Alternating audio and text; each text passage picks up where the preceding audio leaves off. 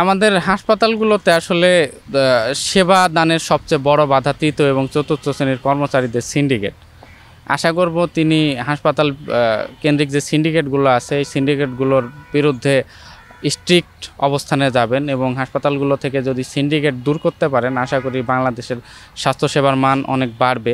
সবার যদি জবাবদিহিতাটা ইনশিওর করতে পারেন তাহলে মনে হয় বাংলাদেশে থেকে কোনো রোগী পার্শ্ববর্তী দেশে চিকিৎসা নিতে যাবেন না।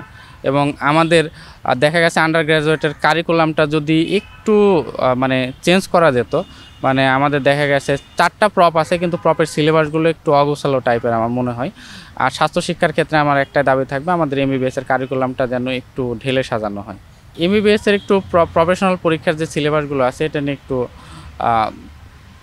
একটু সাজেশন আছে। তা হলো বাংলাদেশের 5 বছর এমবিবিএসে পড়লেও আসলে কারিকুলামটা একটু গোছানো না। আমরা আমাদের পার্শ্ববর্তী দেশেরও যদি দেখি, ইন্ডিয়ার কথা যদি চিন্তা করি, তাদের 4.5 বছর এমবিবিএস কোর্স, কিন্তু তাদের কারিকুলামটা গোছানো এবং অন্যান্য দেশের ক্ষেত্রে আমরা উদাহরণ নিতে পারি এবং সেই সাপেক্ষে আমরা আমাদের কারিকুলামটাকে একটু আরও সমৃদ্ধ করতে পারি।